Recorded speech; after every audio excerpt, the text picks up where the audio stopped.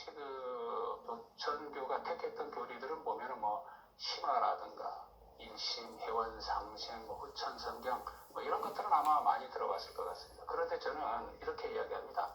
보천교가 뭡니까? 이렇게 질문을 하면은 지금으로부터 100년 전에 이 민족의 절망적인 그런 상황에서 사람들에게 삶의 의미를 제공을 해줬고 독립운동을 추진하고 있었던 민족 종교다라고 이제 이렇게 설명을 하는 편입니다. 당시에 이제 차월국을 만났던 사람들이 기록도 있습니다. 그런 기록들을 보면은 월곡 선생은 풍채가 있고 배포가 아주 컸고요.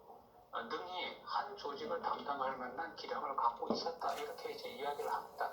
그리고 이제 다른 기록들에도 보면은 뭐 예를 들어서 뭐 60방주를 이제 선정할 당시에도 이제 뭐 차월국 선생을 이제 뭐 선생으로 추대합시다 뭐 이렇게 할 때도 보면은 차월국 선생이 그때 보여줬던 여러 가지 면을 본다면은 이 경양지덕까지 다 갖춘 그런 인물로도 이제 볼 수 있습니다. 네, 강증산 선생님을 신앙한 신앙단체였던 보천교를 지금은 많은 사람들이 그 이름조차 모르고 있는 것이 사실인데요. 하지만 당시 이 보천교의 규모는 상당히 어마어마했다죠. 네, 그렇죠. 사실 이제 보천교를 우리가 처음에 맞닥뜨렸을 때 제일 이제 논란이 되고 반신반의하고 뭐 의심을 많이 하는 게 바로 그 숫자 문제입니다. 그래서 저는 자칭, 타칭 600만이라는 말을 항상 쓰고 있습니다.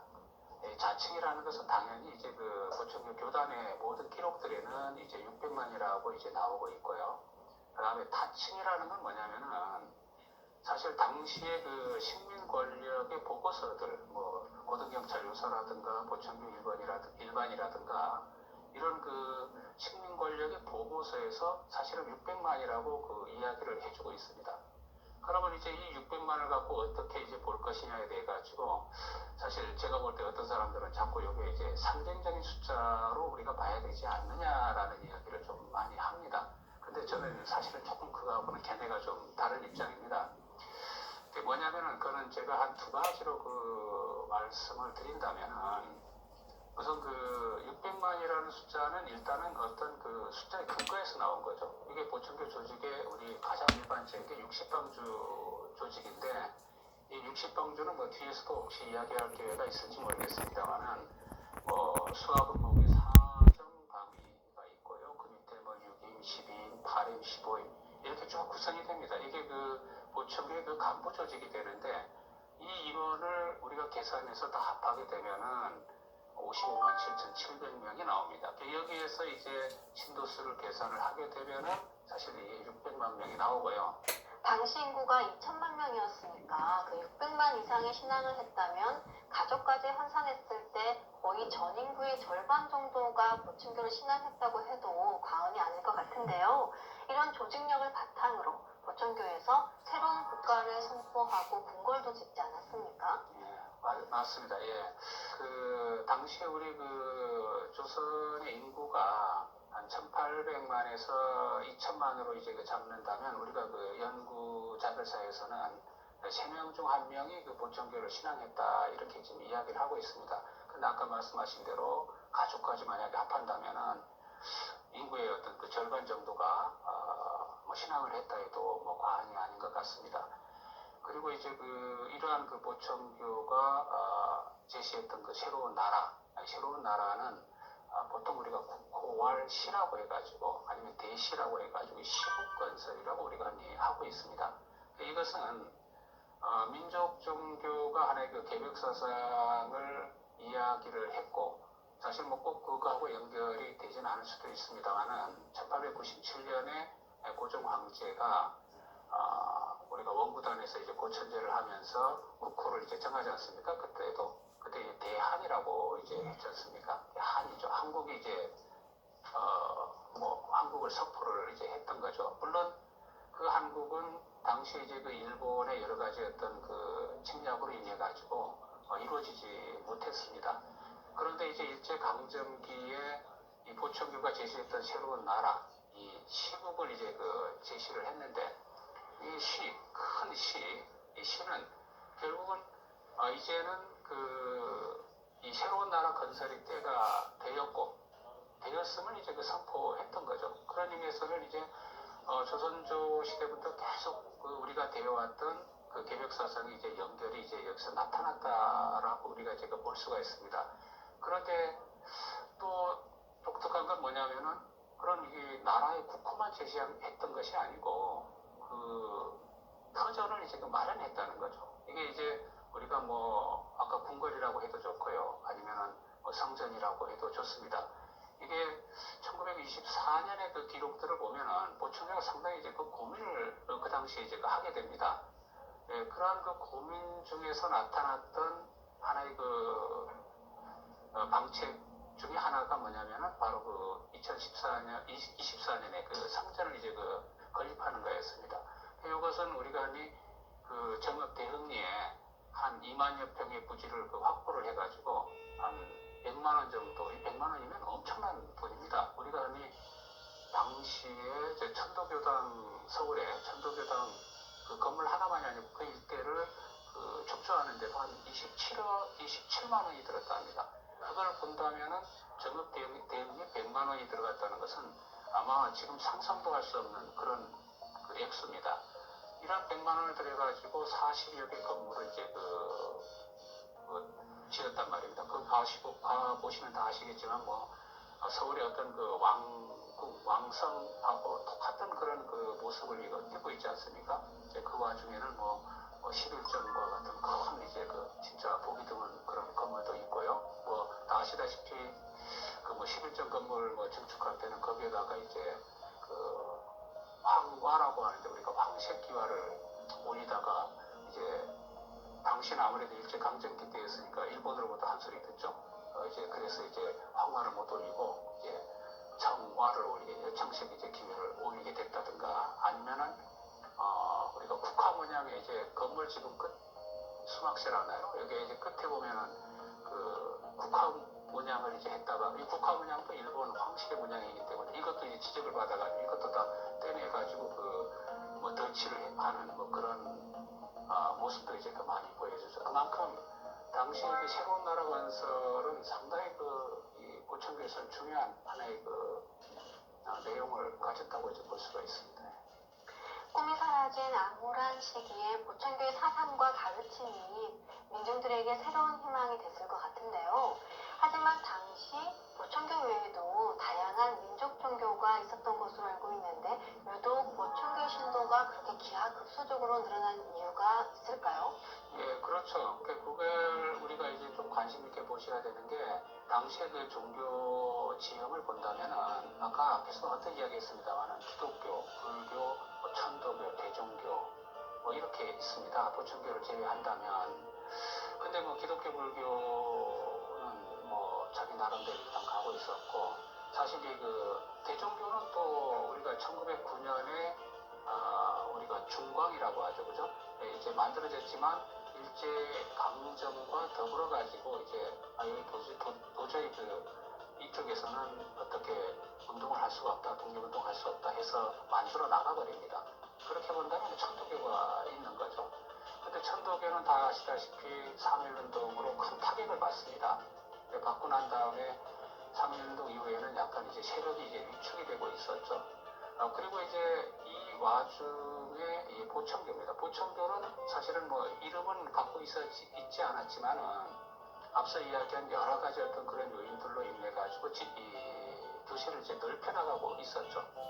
그래서 이제 3.1운동 이후가 되게 되면은 이 새로운 나라 건설이라든가 이러한 것들은 당시 길을 잃었던 민중들에게 상당히 큰 희망을 줍니다. 의지할 곳을 이제 만들어준 것이라고 해도 맞고요. 그 다음에 또 계속 이제 조선조부터 꿈꿔왔던 이 어떤 개벽에 대한 어떤 그런 희망이 열리는구나라고 이제 사람들에게 어떤 그런 것들을 이제 알려주고 있었죠. 따라서 이제 민중들이 유지할 곳이라든가 또 이곳은 이제 보청교라는 이쪽밖에는 크게 없었던 거로 이제 볼 수가 있습니다. 그러다 보면은 이제 3.1운동 이후가 들어서면서는 이 보청교의 신도들이 엄청나게 이제 몰려드는 그런 상황이 됐다고 볼 수 있습니다. 네, 그와 더불어 1918년에 스페인 독감이 전 세계에 퍼져나갈 때 이것이 우리나라에도 들어와서 14만 명 이상의 백성이 죽었다고 하는데요. 그때 수많은 사람들이 태울주를 읽어서 치유의 은혜를 입은 것도 보청교 성장의 분기점이 됐다고 들었거든요. 네, 맞습니다. 우리가 이제 세계사적인 흐름하고 이제 연결을 시켜가지고 이해를 한다면, 1914년에 이제 1차 세계대전이 일어나고, 이게 결국 끝마감이 되는 게 18년에 스페인 독감이 전 세계를 창궐을 하게 됩니다. 그런 스페인 독감은 이제 뭐 일본이라든가 당시 이제 조선이라든가 중국 대륙까지 이제 휩쓸고 있었죠. 여기에서 이제 앞서 이제 그 정선 상제께서 그 이야기 이런 일이 오면은 이제 태울주를 통해 가지고 치유를 이야기했지 않습니까? 그래서 이제 당시에 이제 조선 곳곳에서도 심지어 그 도서지방에까지도 이 태울주를 읊는 소리가 이제 울려 퍼졌다라는 그런 이야기를 합니다. 이런 것은 분명히 그 보청교의 성장에 많은 이제 도움을 줬다고 볼 수 있습니다. 이런 보청교를 연 차경석이라는 분은 어떤 분이신가요? 제가 볼 때는 그 우리 근대사에서 가장 왜곡된 인물이 아닌가 싶어요. 당시 어떤 신문들을 찾아보면은 아마 좋은 이야기를 하는 것은 한 군데도 없는 걸로 알고 있습니다. 그리고 이제 식민 권력의 보고서에도 뭐라고 하냐면 형량 소답이라고 해가지고 우리가 속이 좁고 담력이 없다 이렇게 해서 비난을 하게 됩니다. 그럼 가만히 생각해보면 그러면 이제 600만 민중은 어떻게 됩니까? 그러면 그런 분을 모신 이 아주 우매한 민중으로 이제 전락을 해버리게 되겠죠. 그게 바로 일제가 노렸던 정책입니다. 그러나 당시에 이제 창월곡을 만났던 사람들이 기록도 있습니다. 그런 기록들을 보면은 월곡 선생은 풍채가 있고 배포가 아주 컸고요. 능히 한 조직을 담당할 만한 기량을 갖고 있었다 이렇게 이제 이야기를 합니다. 그리고 이제 다른 기록들에도 보면은 뭐 예를 들어서 뭐 60방주를 이제 선정할 당시에도 이제 뭐 창월곡 선생을 이제 뭐 선생으로 추대합시다 뭐 이렇게 할 때도 보면은 창월곡 선생이 그때 보여줬던 여러 가지 면을 본다면은 이 경량 지덕까지 다 갖춘 그런 인물로도 이제 볼 수 있습니다. 우리가 가장 일반적으로 아는 건 그렇지 않습니까? 창월곡 선생의 부친 차치구가 정읍에서 동화 수령을 했던 분이고 그리고 이제 군살령을 당했던 그런 분이라는 것도 다 알고 있지 않습니까? 그런 면으로 봤을 때는 상당히 잘못된 시선이고 오해가 많은 그런 인물로 이제 볼 수가 있습니다. 네, 증산 상제님께서도 경석은 대제요, 만인 지장이 될 만하다고 그 인물됨을 평가하셨던 것이 기억이 나는데요. 보청교가 이렇게 대규모 조직을 완성하고 또 원활히 운영할 수 있었던 데는 특별한 조직 체계가 있었다고 하죠. 아마 이 보청교가 지녔던 조직에 대해서는 지금 많이 알려져 있지 않습니다. 그리고 저도 최근에는 거의 그 보청교 조직에 대해서 조금 다시 새롭게 보고 있고요. 우리가 아니 보청교 조직을 이야기할 때 몇 가지 기본 개념이 있습니다. 우선은 비밀포교라는 이야기. 항상 이제 1910년대 되면 보청교는 차경석의 비밀포교에 의해서 했다. 이 비밀포교라는 말도 우리가 새롭게 조금 생각을 해주셔야 되는 게 있습니다. 왜냐하면은 민족종교의 어떤 포교라는 것은 이게 뭐 교단을 형성하고 거기에 들어오는 사람 이렇게 하지 않지 않습니까? 뭐 동학에서도 그랬고 우리가 연원제, 연비제 이렇게 하지만은 그런 것들에 대한 하나의 식민 권력이 의도적인 이제 개념이 아마 비밀포교라고 우리가 볼 수가 있고요. 1916년에는 24방주제를 이제 채택을 했죠. 그러다가 19년에 보청교 60방주제를 이제 만들어냈는데 60방주제는 뭐 앞에서도 잠깐 이야기했습니다만은 뭐 여러 가지 복잡한 하나의 구조를 갖고 있는 것은 사실입니다. 뭐 우선 수화금목 해가지고 4정방위가 있고요. 그 밑에다가 6임, 그 밑에 10임, 8임, 15임 이렇게 해서 쭉 구성이 됩니다. 그러한 60방주 제도까지는 많은 사람들이 알고 있어요. 그런데 이제 여방주 제도가 있었다는 것은 사실은 잘 이야기는 하지 않습니다. 이제 우리가 이야기로는 하는데 어떤 글로서는 많이 나오진 않습니다.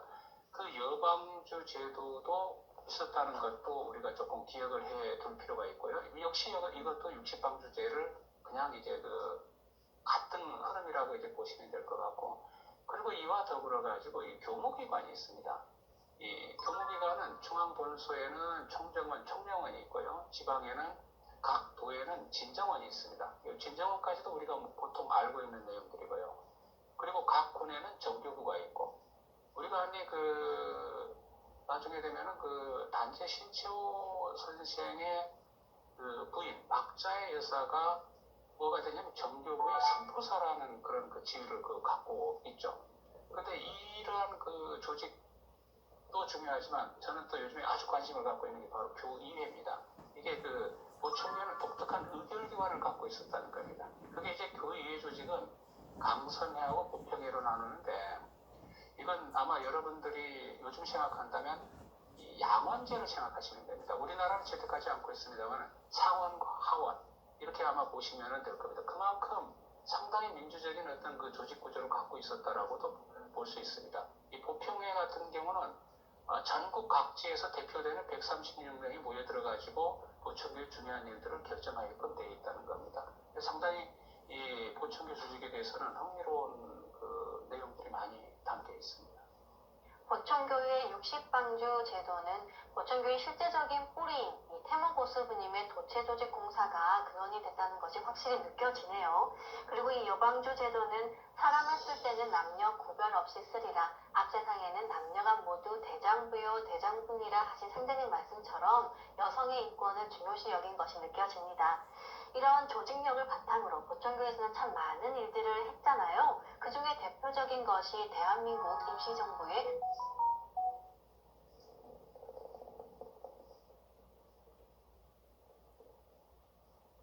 독립자금을 지원한 일일 텐데요. 여기에 대해서 말씀을 좀 해주실까요? 네, 그렇죠. 이제 그 독립운동, 특히 그 임시정부와 관련돼 가지고 일들이 많았죠. 그래서 이제 우리가 그 김구 주석이 그 정읍에 와가지고 정읍에 참 많은 빚을 졌다 이렇게 이야기했다는 그런 증언도 나옵니다. 이거는 그 김홍규라고 그 보청교 목방주죠. 그리고 이제 보청교 자금을 총괄을 하고 있었던 분이었고요. 그 아드님이 단어 스님이고, 그 단어 스님의 사위 되시는 분이 이런 그 증언을 해준 겁니다. 근데 다 아시다시피 우리가 당시 그 독립운동에 어떤 지원을 하고 있다는 것은 두 가지입니다. 하나는 인적 자원을 제공하는 것이 하나 있고, 또 하나는 물적 자원입니다. 아무래도 이제 그 보청교는 물적 지원이 많았습니다. 그래서 이제 예를 들어 가지고 그 1921년만 보더라도 이제 아까 김홍규가 30만 원을 모금해 가지고 10만 원을 독립운동 자금으로 지원했다는 사실, 이거는 뭐 우리가 신문에 많이 나와 있는 이야기들이고요. 갤럭시 S21을 살 때 놓치면 후회할 이야기. 딸, 전화기가 고장났나? 뭐 그 외에도 사실은 숨겨진 내용들이 더 많습니다. 그리고 뭐 인적 자원 제공 같은 경우도 있죠. 이것도 1923년 초가 되면은 임시정부가 상당히 어떤 그 기운에 선다라고도 볼 수가 있죠. 그래서 상해에서 전 세계에 펼쳐져 있는 그 한민족 대표들을 다 불러 모아서 회의를 하게 됩니다. 우리가 한민족 국민대표회의라고 하는데, 여기에 보청교에서 세 사람이 참가를 했다는 것. 이 참가하는 거는 내가 하겠다고 해서 되는 게 아니고 그쪽에서 다 대표자들을 불러 모은 겁니다. 그 보청교 대표에서 이제 배홍길, 김종철, 그 다음에 이제 보청교 청년단 대표로 강일, 이렇게 참여를 합니다. 이 세 사람이 참여했다는 것도 상당히 중요한 의미를 갖고 있습니다. 당시에 어떤 조선 내에 있던 그 종교단체에서 세 사람이 참여한 경우는 지금 천도교하고 보청교입니다. 그런 것들에 비하면은 이 보청교의 위상을 짐작을 아마 할 수 있게 되고요. 그리고 여기에 참석을 했던 그 강일하고 배홍길, 물론 이거는 본명이 아닙니다.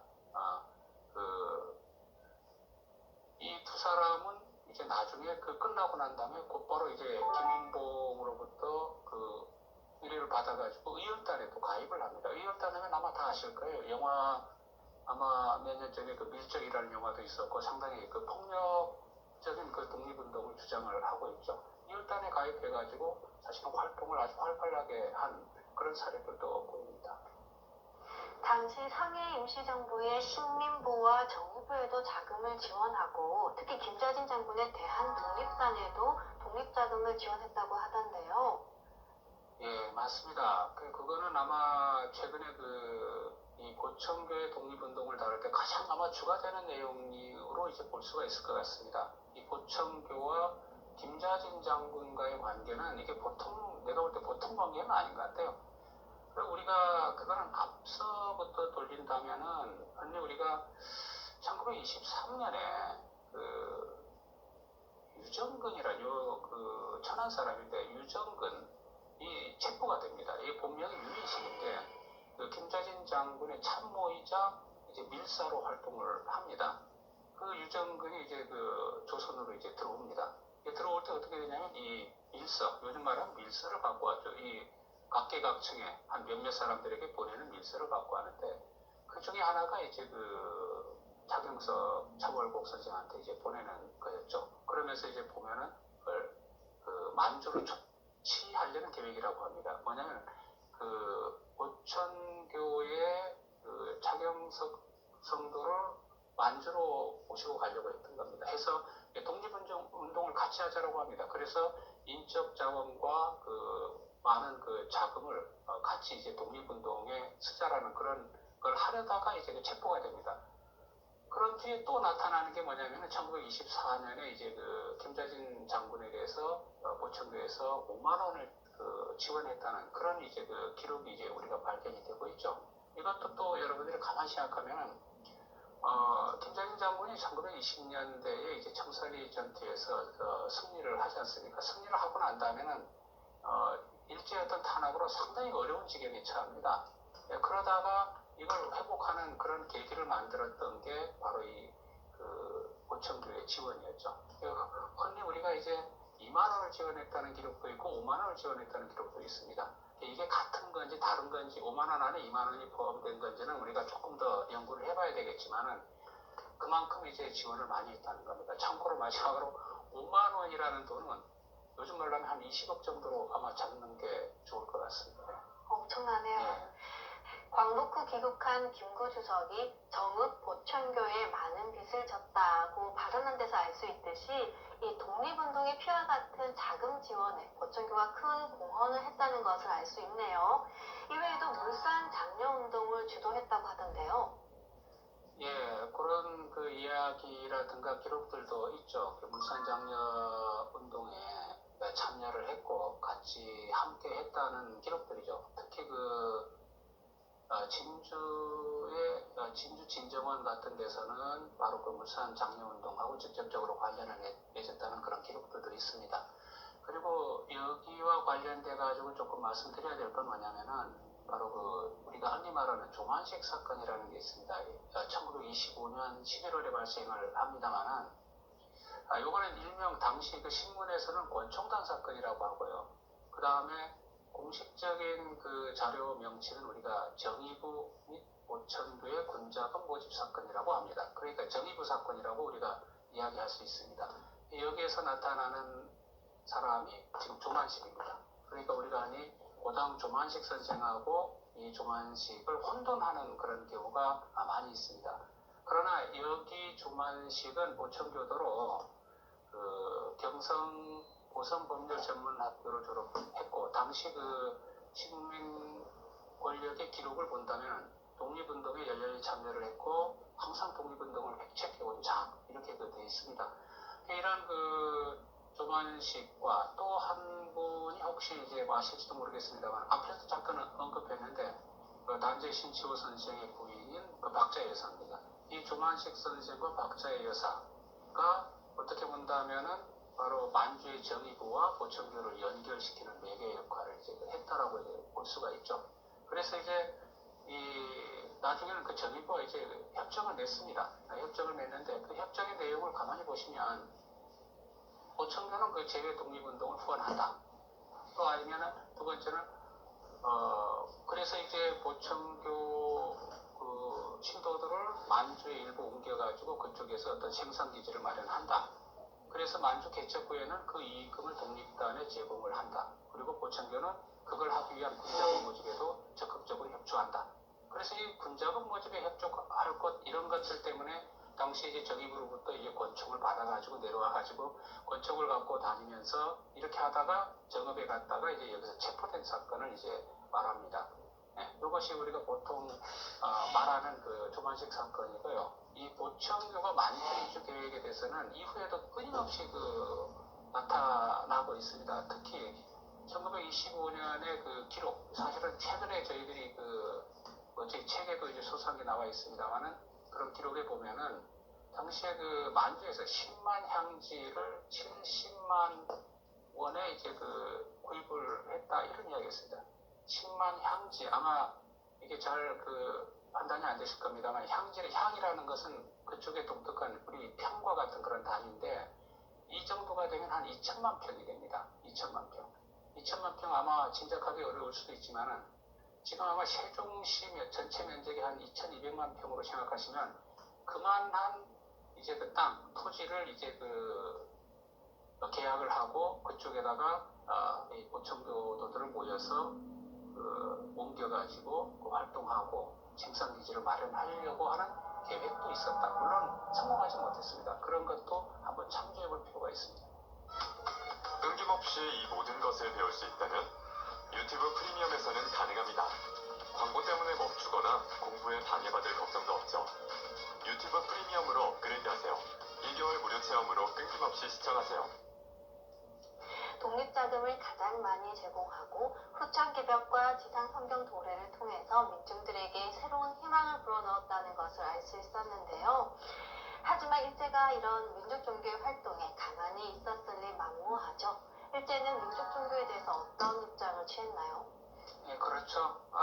지난 시간에도 이야기했지만은 일제는 이 민족 종교를 소위 말해가지고 말살시키기 위해서 온갖 책략을 다 동원을 하죠. 근데 이것을 이해하기 위해서는 사실은 일본의 이 메이지 시기의 종교 정책까지도 같이 이해를 해주시면 나중에 상당히 도움이 될 겁니다. 이건 뭐냐면은 메이지 유신 1868년에 메이지 유신을 경험을 하고 난 다음에 일본의 메이지 정부는 이 국민들을 통합하기 위해서 어떻게 해야 될 것이냐를 사실 어떻게 본다면 종교에서 찾습니다. 그게 우리가 흔히 말하는 신부 국교화 정책을 말합니다. 그러한 경험이 어떻게 본다면은 일제강점기에도 그대로 이제 민족종교 탄압에 그대로 이용이 되지 않았나 이렇게 생각을 우리가 할 수가 있을 것 같습니다.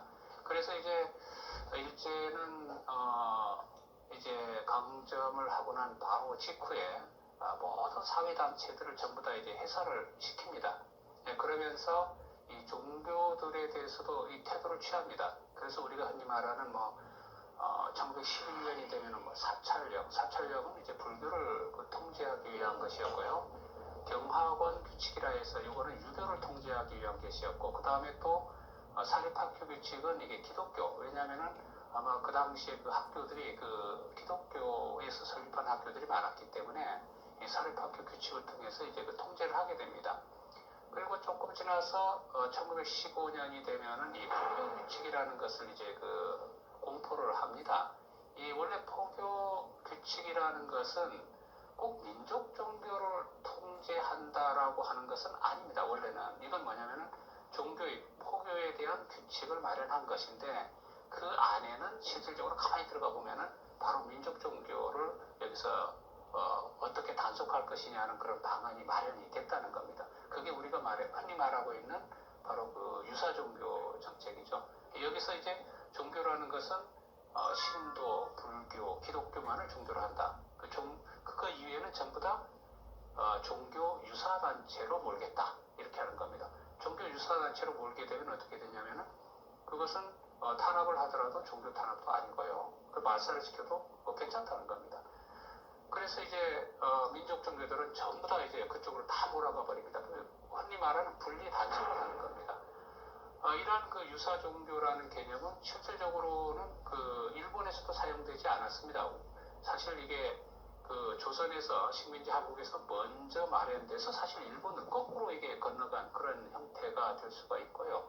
그리고 이제 그 단속도 역시 그렇게 되니까 종교는 아까 그 신도, 불교, 기독교는 항목에서 항목국, 요즘 말하면 교육부겠죠. 여기서 단속을 하게 되고 유사 종교, 민족 종교들은 전부 다 경무국, 요즘 말하면 이제 그 경찰청이겠죠. 여기서 담당을 하게 되는 거죠. 예.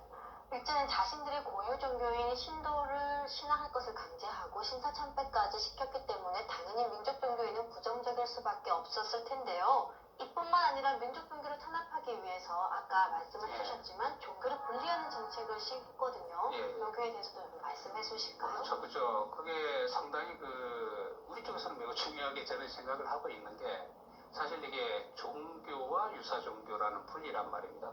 사실 가만히 생각해보면 종교라는 말이 우리 역사 속에서 언제 쓰였는가? 도대체 왜 우리는 그 종교라는 개념에 개입을 해야 되는가 하는 그런 문제가 생겨요. 그거는 이 종교라는 말이 이 종교는 근대성, 근대적인 것이다 라는 이런 사고방식을 지금 갖고 있는 거란 말입니다. 이게 왜냐하면 우리나라에 종교라는 말이 쓰인 거는 1882년 그 경에 쓰입니다. 그러니까 아주 근대적인 개념입니다. 당시가 1910년대라고 하면은 1880년대라는 거는 바로 지금 거리에 있는 그런 시대란 말입니다. 어쨌든 그것은 그 종교라는 개념이 또 우리가 만든 것도 아니고 일본에서 만들어진 개념인데 윤리적이라는 개념을 갖고 만들어진 개념인데 이거는 기독교라는 개념을 종교라는 개념하고 연결을 시켰단 말입니다. 그래놓고 이제 와가지고 이제 그 포교규칙을 통해 가지고 아까 종교와 유사 종교를 이제 분리를 시켜버렸단 말입니다. 종교는 신도, 불교, 기독교, 유사 종교는 민족 종교 다 구분을 시켜버리는 겁니다. 그러면 여기서 논리는 뭐냐면은 종교는 근대성을 갖고 있고요. 그 유사 종교는 정근대성을 가진 것으로 이야기를 해버려요. 그래서 이 유사 종교는 당연히 뭐라고 되냐면은 결국은 미신, 당시에는 이렇게 미신 사교화 정책이라고 합니다. 미신, 사교, 삿된 종교라는 말이죠. 그렇죠? 삿된 가르침. 이렇게 하니까 이거는 뭐 우리 사회를 위해서 이거 없어져야 될 것. 그러니까 모든 당시의 언론과 민중들까지도 유사 종교는 좋지 않은 것이다. 이런 인식을 갖게끔 만드는 거죠. 그러니까 당연히 아까도 말씀드렸습니다만은 종교는 뭐 그냥 괜찮지만 유사 종교는 종교가 아니기 때문에 이건 탄압을 해도 어떤 종교 탄압도 해당이 되지 않고요.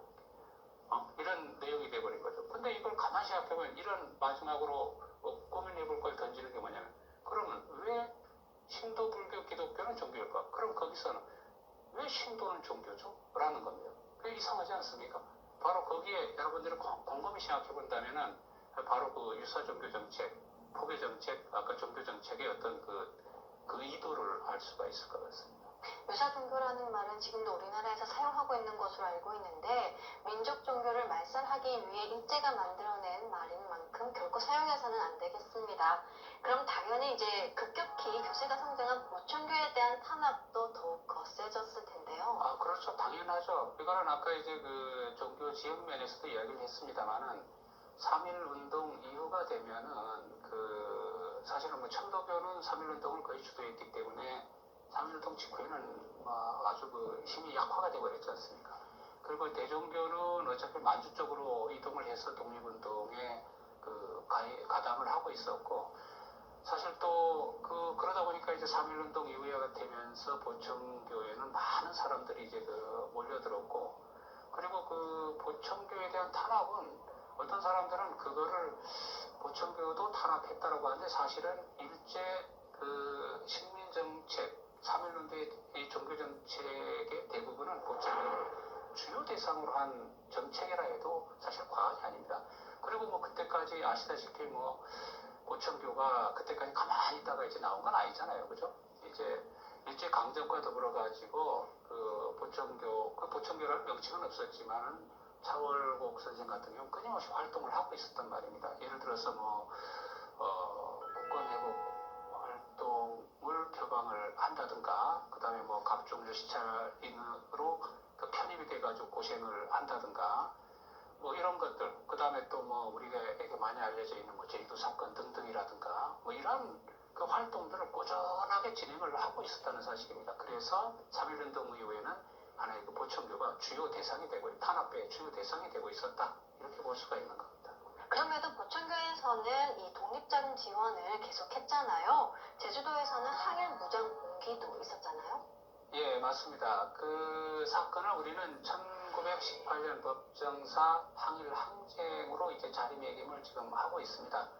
강점기에 일어난 어떻게 본다면 최초의 그 사건이기도 합니다. 그래서 이게 제주도 최초의 그 다음에 제주도에서 일어난 최대 항일 논쟁 운동이라고 우리가 이야기를 지금 하고 있는데 사실 이 사건은 안타깝게도 현재 학계에서는 불교 운동으로 편입이 되고 있다는 사실입니다.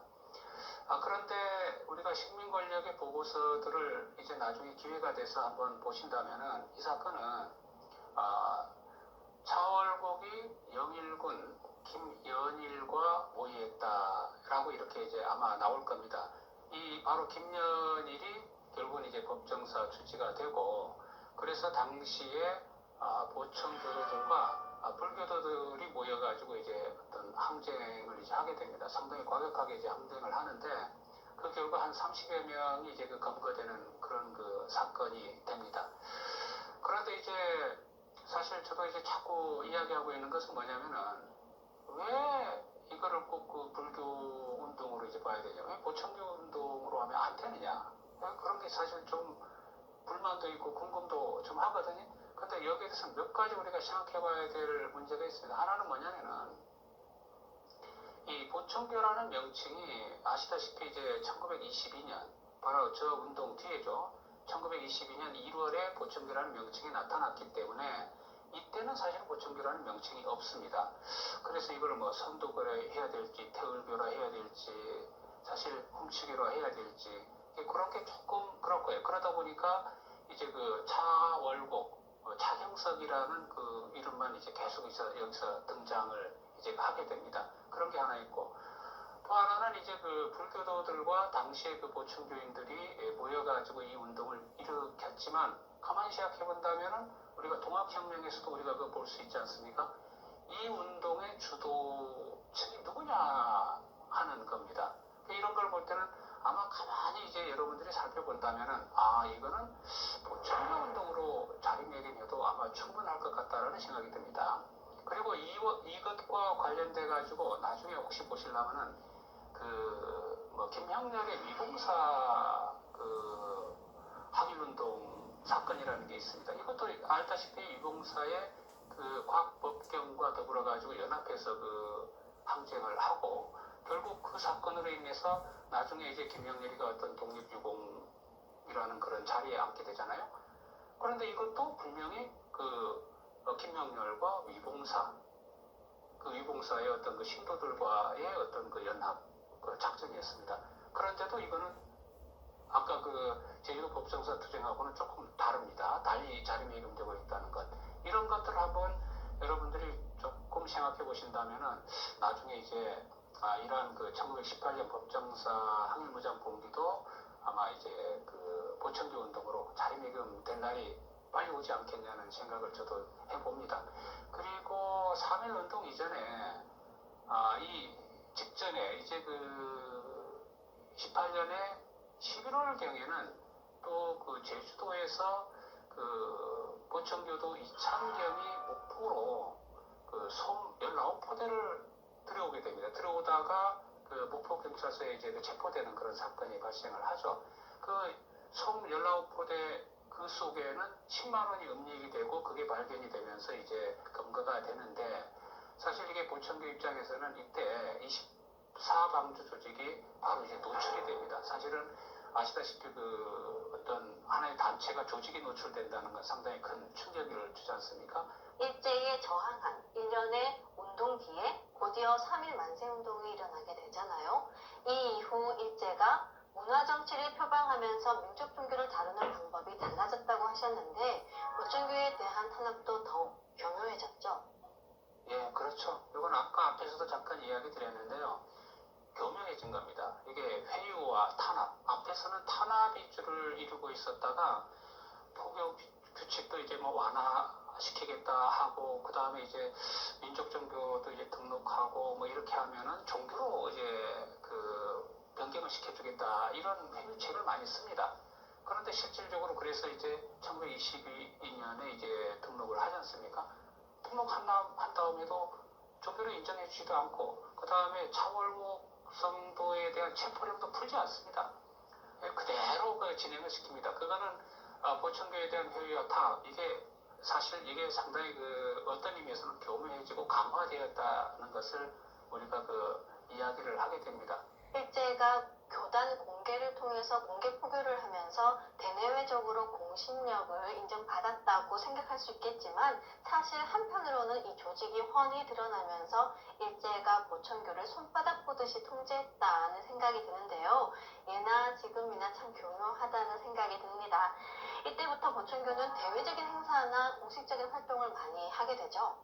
예, 이제 그 보천교가 교단을 공개하고 난 다음에 많은 사업을 하는데 사실은 뭐 공개한 직후에 바로 이러한 사업들을 뭐 생각을 했다기보다도 끊임없이 처음부터 이건 생각을 하고 있던 내용들이었던 것 같아요. 제가 볼 때는. 그래서 이제 뭐 보광이라는 잡지를 그 발간도 하고요. 그 다음에 이게 조직에서는 앞서도 이야기했지만은 그 부인방위 조직도 이제 그 만들어내고 그 다음에 밀림대학 설립운동도 그 진행을 하고 있고요. 뭐 그러한 일환인지 모르겠습니다만은 정읍 대흥리에 이제 그 보험여자사립 수학을 설립해가지고 운영을 직접 하고 있죠. 이것도 또 우리가 생각해주는 게 이제 많지 않습니까? 특히 남자도 아닌 여자 학교를 만들어가지고 그 아까 앞서 뭐 대장부를 이야기했습니다만은 그런 인재들을 좀 길러내는 그런 활동도 하고 있었다는 거죠. 그리고 이제 지역적으로는 물산 장명운동에도 뭐 적극적으로 참여를 하고 있었고 또 아까 제가 이야기했듯이 이제 기산조합을 만들어가지고 일본 상품을 불매운동한다거나 뭐 이런 운동도 지속적으로 이루어져 있었다는 것. 그 다음에 뭐 청리착용이라든가 아까 뭐 기산조합 설립을 한다든가 그 다음에 보천교 청년단도 만듭니다. 처음에는 보천교 정의단이라고 하죠. 근데 그것도 이제 정의단 하니까 뭐 이것도 말이 많아가지고 청년단으로 뭐 바꾼다든가 뭐 이런 수많은 사업을 합니다. 그래서 1924년에 이러한 그 활동들과 관련해가지고 그 식민 권력의 그 기록이 있습니다. 이게 보천교에서 이런 고민을 했답니다. 보천교의 고민과 활동이라는 그 보고서인데 1924년에 접어들면서 이제 보천교가 쭉 민족운동을 하다가 약간 침체되는 그런 그 시점이 옵니다. 이렇게 오면은 어떻게 할 것인가를 합니다. 이 보천교 간부들이 모여가지고 이야기를 세 가지 방향으로 했답니다. 3.1운동과 같은 대중운동을 한번 기획을 해볼까? 아니면은 또 만주 방면으로 아예 이주를 해가지고 거기서 독립운동이라든가 이런 것들을 해볼까? 두 개고 또 하나는 성전 신축을 하고 그 다음에 사회 사업 시설들을 운영을 해볼까 이런 고민들을 이제 했다고 합니다. 그런데 이제 그 고민들이 다 나중에 채택이 좀 안 됩니다. 왜 안 되냐면은 그 식민 권력의 단속이죠. 당연히 이 눈을 뭐 계속 뜨고 감시를 하고 있는 이상 뭐 3.1운동과 같은 것 만주 이주 이런 것들이 쉽지 않았다는 겁니다. 그리고 또 하나는 여기에는 엄청난 이제 자금이 소요되고 있기 때문에 그 돈 문제도 좀 있었고요. 그게 되는데 여러분들이 가만히 들어보시면은 아마 그 성전 신축은 사실은 1924년에 고민을 했지만 24년, 25년 거치면서 실제적으로 이거는 진행이 되죠. 그래서 1929년에 이제 완공을 이제 보게 되는데 그리고 또 하나 아까 3.1운동과 관련된 것 이것도 우리가 고민을 해볼 필요가 있습니다. 이거는 사실 1923년에 서울의 그 서울 진정원의 경성 진정원이죠. 진정원의 불온문서 사건이라는 그런 파일이 있습니다. 여기를 보면은 어떤 내용이 들어있냐면은 1923년 9월 1일이 되면 일본에서 관동 대지진이 일어나잖아요. 이 관동 대지진이 일어나니까 일본도 사회가 불안하고 이 한국에서도 식민지 조선에서도 이 사회가 상당히 불안합니다. 이러한 불안한 때를 타가지고 뭔가 일을 도모해보자는 사건이 바로 이 불온문서 사건입니다. 그래서 이제 어떤 그 선전문을 인쇄해가지고 사실 이걸 배포하려던 계획입니다. 그런데 이게 성공하지 못하고 프로문서 사건에 보면은 이런 요거 제가 하나의 그 개념만 말씀을 드리면은 그 도의외적의 제도라는 말이 있어요. 이게 도의외적, 섬도자, 오랑캐이자, 일본 외자, 적. 그러니까 이제 섬나라 오랑캐 외적이라는 표현이에요. 근데 당시 그 치하에서 그 프로문서에서 섬나라 오랑캐 외적이라는 표현을 쓴다는 거는 이거는 뭐 목숨을 내놓지 않고 할 수가 없는 일입니다. 그 제도라는 건 제국의 도시, 그 일제 그 제국의 제국주의였던 도시에서 관동대진이 일어났는데 이 기회로 우리도 뭔가 좀 해보자라는 그런 프로문서를 만들었다가 체포되는 그런 사건이 일어난다. 물론 여기에 대해 가지고 당시 그 기록에서는 이거는 한두 명이 조작한 사건이 지나지 않는다 이렇게 해서 엄청난 분량에도 불구하고 나중에는 한두 명이 만들어낸 사건이다 해서 이게 취소를 해버립니다. 현재 그거는 우리에게 생각해볼 여지를 많이 제공해주고 있죠. 네, 참 다양한 활동들을 펼쳤는데요. 이 과정에서 일제가 유도한 대로 보충교가 와해될 조짐이 보였다고 하는데 어떤 일이 발생한 건가요? 네, 그렇죠, 그죠. 이제 쭉 이제 진행을 보면은 그렇죠. 처음에는 사실은 일제가 제일 이 민족 정부에 이제 고민했던 게 이 비밀 포교라고 했는데 이게 실체가 드러나지 않았어요.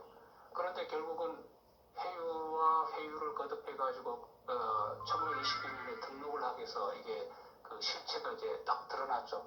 그 다음부터 실체가 드러나니까 여기에 이제 일본의 어떤 그 탄압 정책을 구사할 수 있는 여지가 이제 많아지기 시작한 거죠. 그래서 쭉 이제 진행이 되지 않습니까? 그래서 이제 결국은 보천교는 그 식민 권력이 의도한 대로 1925년을 지나면서는 급격한 쇠락의 길을 걸었던 건 사실이죠. 각종 자구책이 이제 그 실패를 했던 것이죠, 그죠? 예. 그러다 보면 나중에 1929년 정도가 되면은 아까 이제 그 11전이 이제 완공이 되죠. 예, 완공이 되면서 다시 또 이제 그 차월곡이 뭐 천자에 오를 것이라는 그런 소문도 이제 또 무성하게 이제 돕니다. 그런데 이게 거꾸로 이제는 식민 권력은 이를 빌미로 아주 그 보천교 간부들을 전부 다 체포하고 조사를 하게 됩니다. 그러다가 1936년이 되면은 차월국이 세상을 떠나게 됩니다. 그러자마자 이제 곧바로 이제 식민 권력은 보천교를 해산시켜버리게 되죠. 해산시킨과 더불어 가지고 보천교 본소 건물들을 전부 다 아예 흔적을 깡그리 삭제하려는 거죠. 매각을 하기 시작을 합니다. 다 아시다시피 그래서 보천교 본소의 11전이라든가 여기에 사용되었던 자재들을 우리가 서울의 조계사에도 이제 갔다고 하고요. 아까 이제 기와 같은 경우도 청와대 전시 경무대로도 이제 갔다고 하고요. 그래서 완전히 흔적을 완전히 파괴해버렸다 해도 과언이 아니죠. 그런데 여기서 또 하나 여러분들이 나중에 곰곰이 생각을 해보실 게 뭐냐면은 1936년 이 보천교 해체와 더불어 가지고 일제 식민 정책에서 심전 개발 운동이 이때부터 본격화됐다는 사실도 주의할 필요가 있습니다. 이 심전 개발 운동은 그때까지 있었던 나머지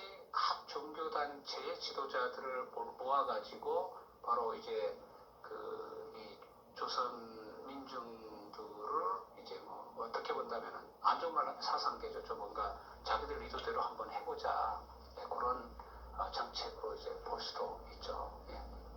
일제강점기 600만 신도를 자랑하며 가장 많은 독립자금을 지원하고 또 민족의식을 선양했던 보천교가 일제 교묘한 실책에 의해 참 허망하게 와해되고 말았는데요. 이는 단지 보천교만의 문제가 아니라 그 당시 민족 종교들 전체가 철저히 탄압받았던 모습이 아닌가 싶습니다. 오늘 이 시간을 정리하면서 우리 민족에게 그리고 우리 역사에게 보천교가 전하는 메시지는 무엇일까요?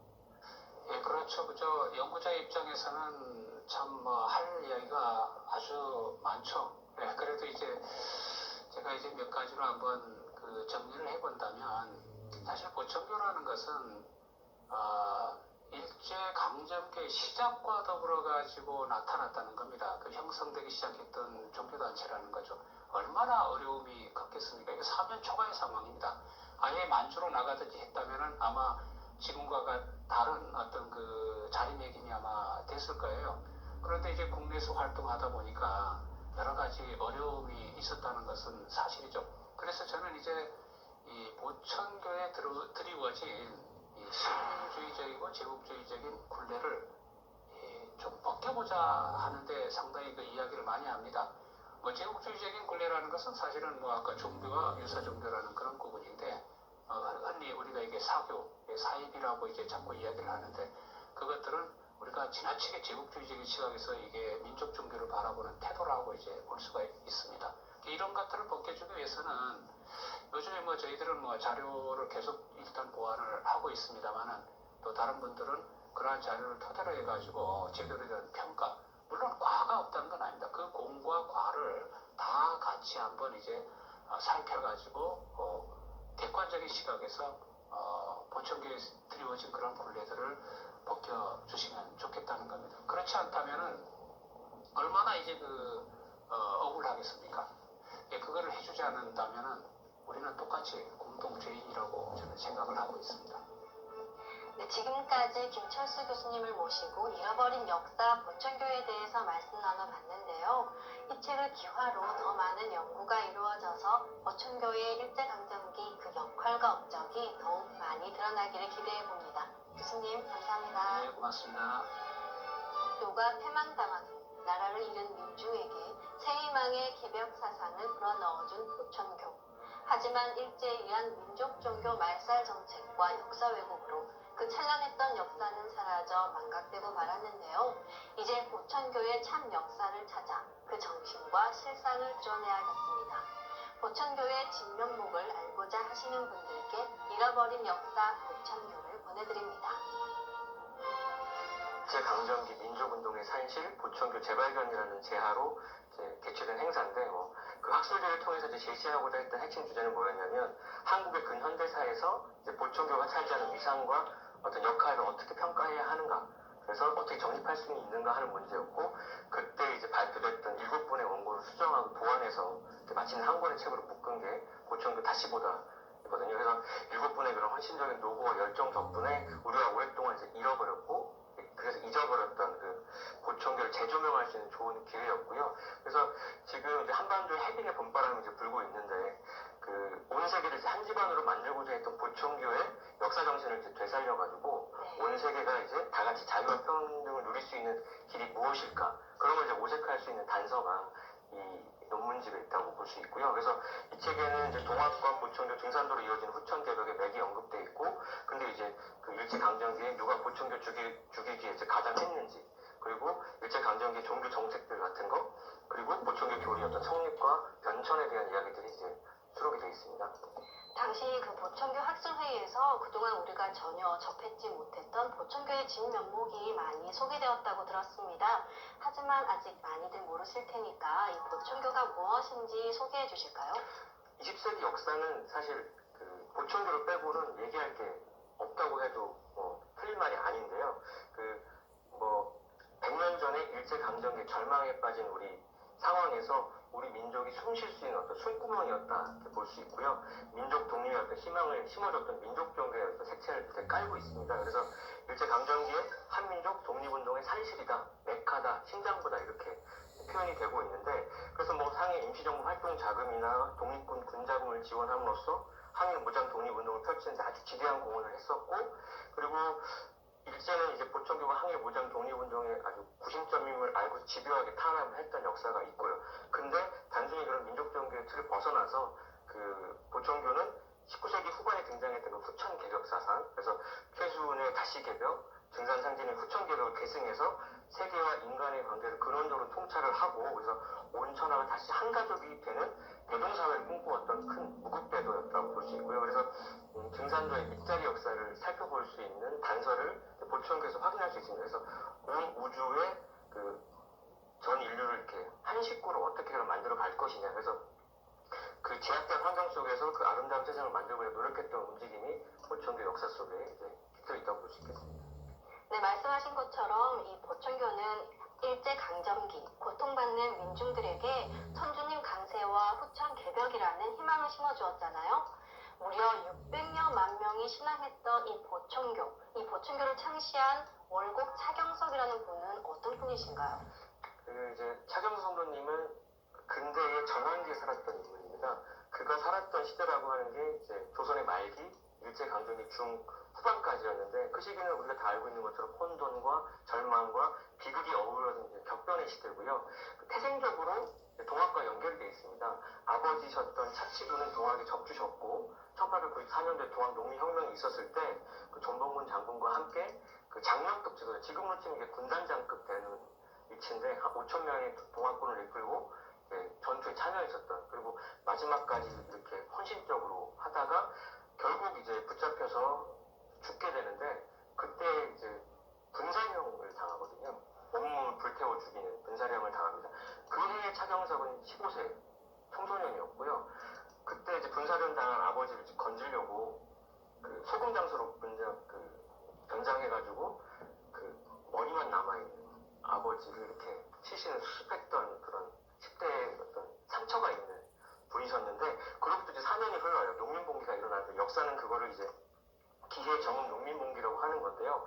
그때 그 동학혁명 이후는 최대 규모의 어떤 혁명이었고 거기서 이제 앞장서게 되거든요. 그래서 그때도 이제 농민군 지도부와 함께 검거가 돼버렸습니다. 차경성도님이 처형 직전에 이제 극적으로 풀려나는데 그 사연도 보면 그 죽기 전에 시를 읊어요. 근데 그 시를 들은 그 처형관이 감동받아서 풀어주는 사건이 있습니다. 그러니까 차경성도님의 어떤 감수성이나 어떤 문제의식 같은 게 엄청났다라는 걸 좀 일화를 통해서 느낄 수 있었는데, 그리고 이제 20대 시절엔 사회운동에 적극적이어서 그건 20세기로 딱 넘어온 순간이었고, 일진회에 전라남도 순회관 역할을 했었고요. 그래서 천도교 3세교도 손병희를 만나는데 자기가 찾던 스승은 아니었던 거예요. 그러니까 어떤 노선이 자기 특권 맞지 않았으면 방황하던 찰나에 바야흐로 1907년이 되고 그 해에 그 증산 상진님을 이제 진짜 스승을 만나게 됩니다. 그래서 만나자마자 완전히 이제 모든 걸 작파하고 이제 상제님 뒤만 따르는, 근데 상제님은 몇 년 뒤에 바로 또 어천을 해버리시잖아요. 그래서 짧은 시간에 모셨지만 가장 일심으로 모셨던 아주 주요 일꾼이었고, 상제님 그 기국을 보시고 증산도 일변에 해당하는 그 보청교 개창의 어떤 주도적 역할의 도수를, 동학혁신혁명의 도수를 붙여서 그 태모님과 함께 일변을 개창했던 인물로 저희가 기억하면 되겠습니다. 네, 증산 상제님을 직접 모셨던 이 차경석 성도가 상제님의 천지공사에 따라서 보충교를 창시하게 되었다는 말씀이신데요.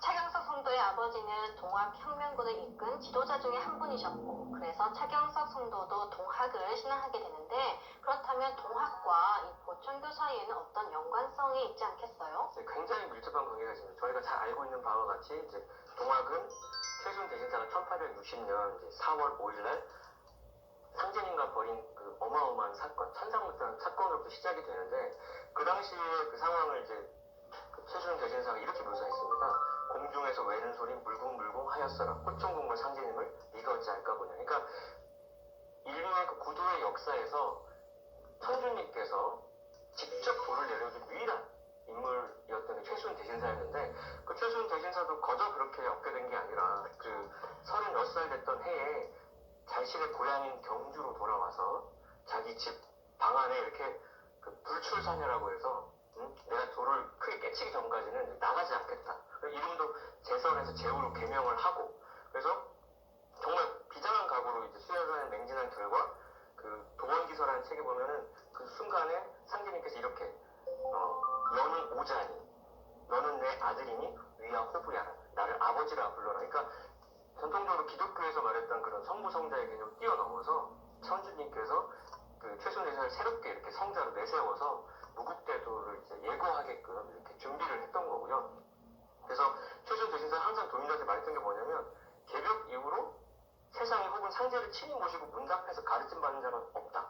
그런 동학의 어떤 자부심, 프라이드를 가지고 이렇게 도가 펼쳐지게 됩니다. 그래서 그 대표적인 또 노래 중에 그 무국대도 닦아내는 5만년지 운수로다. 그러니까 상제님 지를 만나서 잘 닦으면 후천 5만년의 무궁한 비전을 얻는다는 것을 이제 세상 사람들 전하게 됐고, 그 동학은 인류의 뿌리 문화인 신교를 부활하게 해줬던 역할을 합니다. 이제 신교라고 하는 것이 뭐 교원사회의 이신설교, 환단고에 보면은 뭐 이신시교라고 해서 매사를 이제 신으로서 인간 교회의 중심을 삼는다는 건데, 그 신교의 상제님이 꼭 인간으로 오신다는 선포를 하게 되고요. 그래서 상제님과의 천상문답 사건을 통해서 받은 주문이 뭐냐면 10자 본주문이 있습니다. 시천주, 조화정, 영세불망, 만사지, 그리고 8자 강령주문이 있는데 직이금지, 원이대가. 그러니까 이 주문 안에 최수훈 대신사의 가르침 본질이 들어있어요. 인간으로 오시는 천주님을 잘 모셔야 조화가 정해진다는 거고, 아버지 하나님을 올바로 모시는 길이 인간이 공국을 성숙하는 길이라는 거고,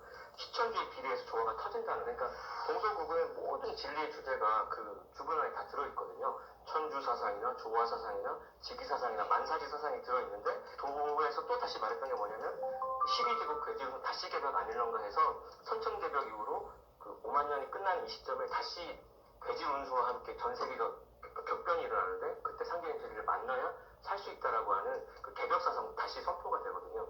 그로부터 이제 동학이 이제 민중들의 감정을 이렇게 얻어가지고 동학혁명까지도 이렇게 읽었던 역사가 있습니다.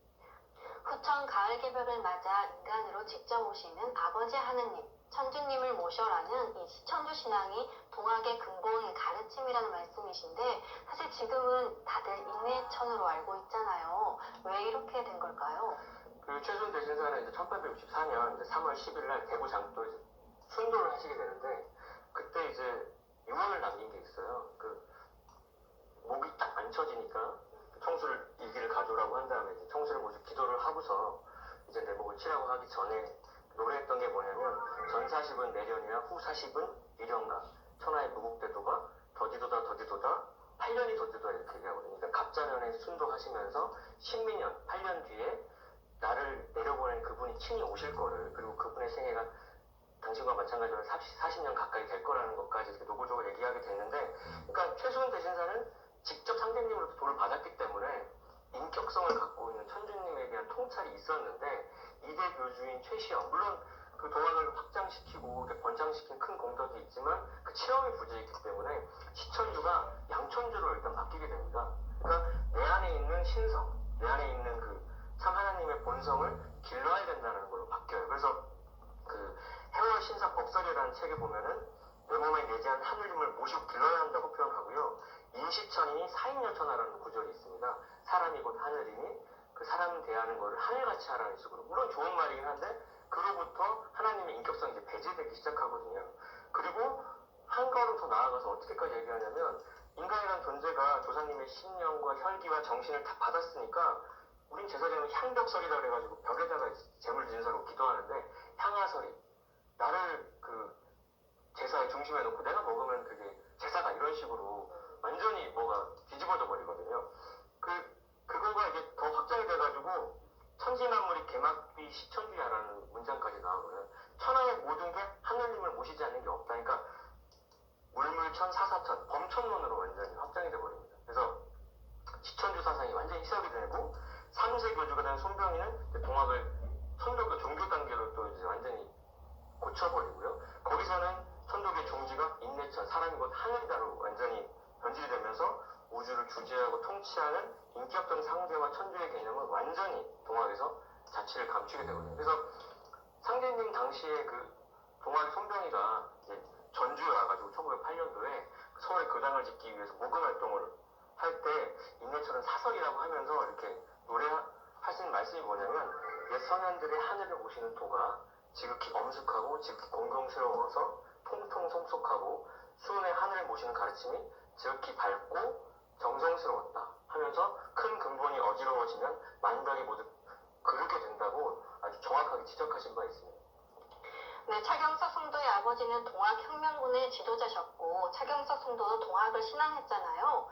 그렇다면 차경석 성도는 당연히 인간으로 오신 아버지 하나님을 모시라는 이 시천주와 5만 년 성경세계가 열린다는 다시개벽에 대해서 충분히 알고 있었다고 볼 수 있을 텐데요.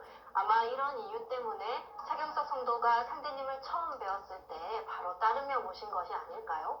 그래서 그 당시의 동학 신도들은 하나님의 강세를 고대했습니다. 가장 대표적인 예가 우리 차경석 성도님의 인대로 들어온 박공우 성도님, 때마침 이제 49일 기도 중이셨는데, 그때 기도의 내용이 그냥 일반적인 동학 신도는 대신사 응감이라고 해서 최소한 대신사 대행자한테 기도하는 거였다고 한다면, 그분의 기도 정도는 하나님 대열지다였거든요. 다이렉트로 하나님과의 소통하기를 받던 시천주 신앙을 아주 제대로 하고 있었던 상태였는데, 그래서 그 동학을 신앙하는 이들이 그 당시 많이 들어옵니다. 그래서 차경석, 박공우, 문공신, 김경환, 그 신경숙, 황웅정 등 이렇게 동문에서 큰 어떤 도수를 맡은 분들이 다 동학 신도였는데, 왜 그러면 그 유교나 불교 신도가 아니라 동학 신도들이 많았나? 그거는 그 동학 신앙의 근본이 시천주였고, 그 오매불랑 발언했던 거에 하나님께서, 천주님께서 바로 감흥을 하신 게 아닌가 이렇게 생각을 하게 되고요. 상주님께서는 차경석 성도를 대제요, 만인지장이 될 만하다고 그의 인물됨을 평해 주셨는데요. 그래서 그에게 큰 사명도 맡기시잖아요. 아까 말씀하신 것처럼 동학 역신 해원공사를 보시는데, 상주님께서 집행하신 천지공사로 인해서 일제강점기에 보천교가 출현했다는 말씀이신데요. 이 상주님 무국대도가 펼쳐지는 과정에서 보천교는 제1변 도운이라고 하잖아요. 우리 시청자분들의 이해를 돕기 위해서 천지공사와 이 도운은 또 무엇인지 설명해 주실까요? 그러니까 인간으로 오신 천주님이 할 수 있는 유일한 미션이 이제 천지공사입니다. 하늘과 땅을 주지하시는 분께서 하늘과 땅을 아주 공적으로 뜯어고치시는 일인데, 사실 이 천지공사라고 하는 건 선천개벽이 시작될 때부터 예정된 일이고요. 환국 배제국 시대부터 준비된 일이고, 선천종교가 나오면서 더 구체화됐었고, 실제적인 시작은 이제 최순 대신사의 천상문답 사건을 볼 때도 비롯이 되는데, 근데 이제 최순 대신사가 유교의 태박에 벗어나서 능히 이제 진법을 들춰내지 못하니까 친히 오셨단 말입니다. 그래서 1871년에 오신 상제님께서 현하 대세를 살피시고, 천지 대신문을 여신 이후에 1901년부터 9년까지 9년 동안 이제 무사제천의 천지공사. 이때까지는 이제 진의사 대천명이라고 해서 사람이 할 일을 다 하고 하늘은 그냥 그 완성을 시켜줬다면, 이제는 하나님께서 프로그램을 짜고 이루는 거는 이제 인간이 하는 성사지행인데, 1909년 이제 6월 14일에 천상의 보좌로 환궁을 하신 이후부터 이제 성사지행의 과정이고요. 근데 이 천지공사라고 하는 게 큰 두 축이 있습니다. 그 세상의 정치적인 울로를 결정짓는 세운공사랑 그 도운공사가 있는데, 그 도운공사라고 하는 것은 등산상견의 무국대도가 이제 인간 역사에 뿌리를 내려서 도성 독립하는 이제 개척 과정에 관한 공사고요.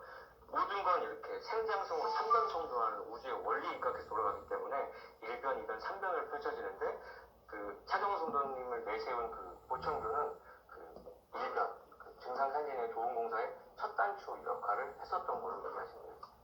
포도님께서 말씀해 주신 것처럼 이 상대님 무국대도가 뿌리 내려 열매 맺는 과정이 도운공사입니다. 이 도운공사의 전 과정에 대해서 말씀 내려주신 분이 바로 어머니 하느님, 태모님이시잖아요. 태모님은 차경석 성도의 이종 사촌 누님이시기도 하신데, 이 태모님께서 상대님 무국대도가 펼쳐지는 씨앗을 처음 뿌리시죠. 1911년에 이제 상제님 어천 2년 뒤에 그 상제님 석탄지성 때 성령 감화를 딱 받으시고, 태모 고수님이 이제 선언하신 게 있어요. 그 차경석 성도를 향해서 나도 경진생이다. 속담에 동갑장사 이 남는다고 하지 않냐. 너랑 나랑 이제 동갑장사 해보자. 해서 내 생일은 3월 26세니까 나는 낙종을 씨 뿌리는 역할을 맡을 테니까, 그대는 6월 첫 초하루날 태어났으니까 이종물을 맡으라고 하시면서 마지막 말은 출소할 사람은 다시 있다. 그러니까 그 아까 3변 성도의 어떤 이치 그대로 낙종과 이종과 추수의 어떤 세 번의 변화가 있는데, 태모님은 이제 낙종을 맡으시고 그 차경 성도님이 이종의 역할을 하신 겁니다. 그래서 변홍사 짓는 그 흐름에 상제님의 도운공사의 큰 맥락을 붙이신 거고요. 그래서 6월달에 모내기 하는 때니까 차경석 성도님의 사명이 이제 드러납니다. 그래서 그 아주 작게 시작된 걸 크게 확장하는 역할을 하게 되는 거고, 그러니까 이종문을 맡아가지고 증사도 여건이가 이전이야.